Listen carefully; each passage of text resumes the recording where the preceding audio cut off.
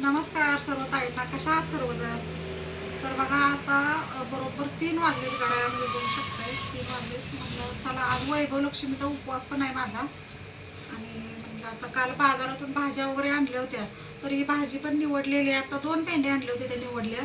आणि पावटा पण आता निवडून घ्यायला लागलेले, कारण निवडून ठेवलं म्हणजे सकाळी आपणाला पटकन लवकर डब्याला वगैरे बनवता येतं.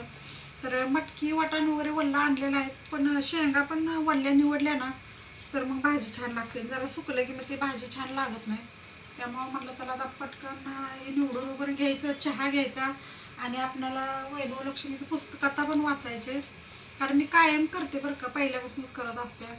पण आता या 1-2 वर्षात मी काही केलेलंच नव्हतं. म्हटलं चला आता आपण करू. तर आता पुस्तक वगैरे वाचून घ्यायचं आहे, असाच व्हिडिओ बघत राहा. लसणाचा गड्डा पण तोडले आणि यानं पटकन लसूण मला एकटीला सोडायला त्याचं.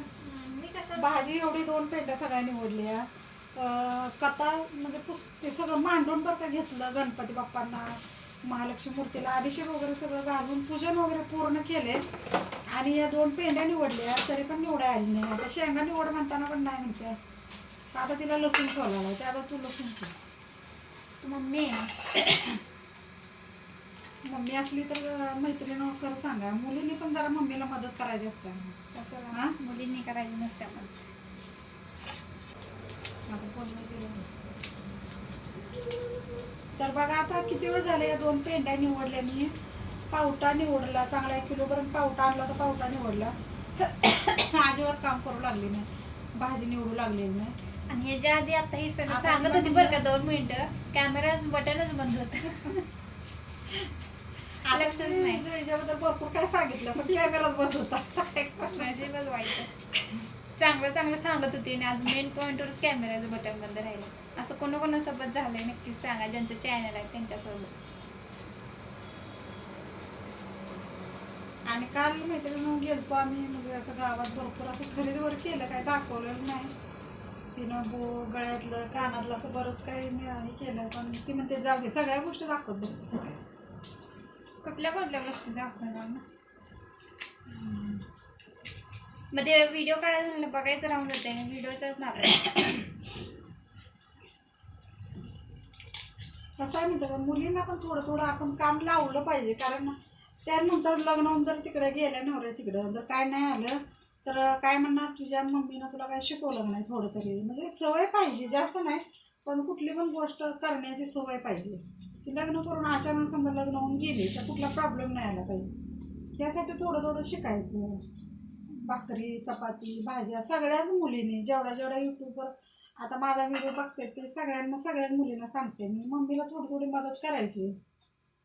आता मम्मीला तर कोण मदत करणार असं होतंय ना. मग थोडी थोडी मदत केली म्हणजे तिला पण जरा बरं वाटतंय, मदत होते तिला पण जरा.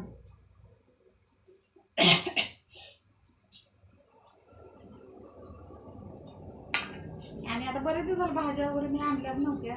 भाजी मेथीची पण आणली होती, पण ती रात्री काय केलं, मार्केटमधून आलेलं निवडली लगेच पटकन आणि ती बनवली. पण रात्री काय ती शेअर केलेली नाही, जरा वेळ झाला त्यामुळं नाही केली.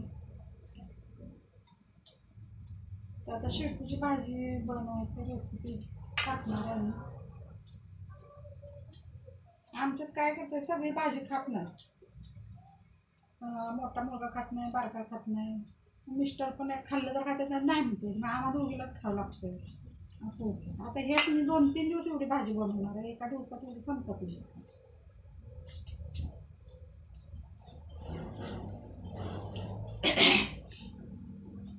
आणि वैभवलक्ष्मीचं मी पहिल्यापासूनच करते बरं का. आणि मला त्याचा चमत्कार पण घडलेला आहे. जेव्हा मला मुलगी नव्हती, मुलं 2 झाली ना, मुलं झाल्यानंतर 8 वर्ष मला म्हणजे मुलगीसाठी मी ऑपरेशन केलंच नाही.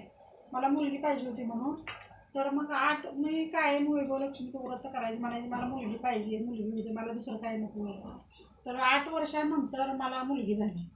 तर कोण म्हणत नव्हतं की मुलगी होईल, मुलगाच होईल, असे सगळे म्हणायचे, पण झाली मुलगी. माझ्यासाठी उपवास करतेस काय?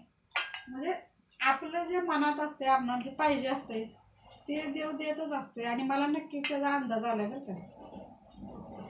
काय मुलं काय आपल्या म्हणजे आपल्या मर्जीनुसार कधी होत नसते.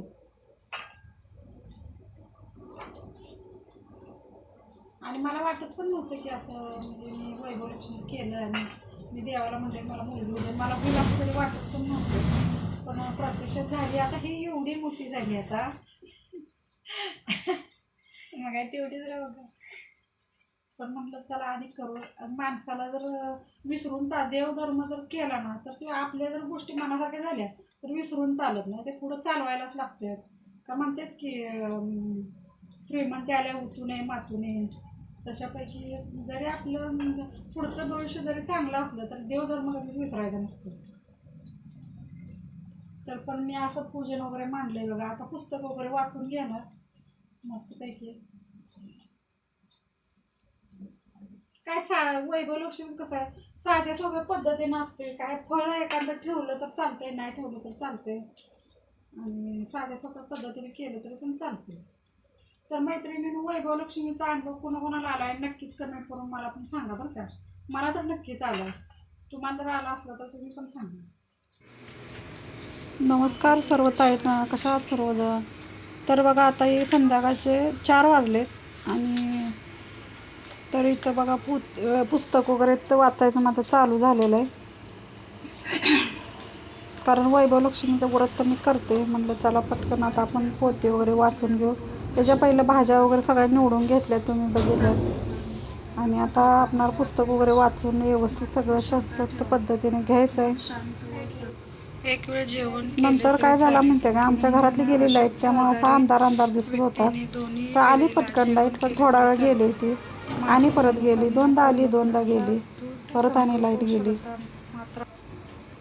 तर पुस्तक मी वाचून घेतलं. तसंच मोबाईलची लाईट लावली आणि पुस्तक वाचून घेतलं. नंतर मग मी भात शिजायला टाकला आणि मी शेपूची भाजी बनवून घेतली. कारण पुस्तक वाचायच्या पहिलं मी शेपूची भाजी अशी चिरून वगैरे ठेवली होती.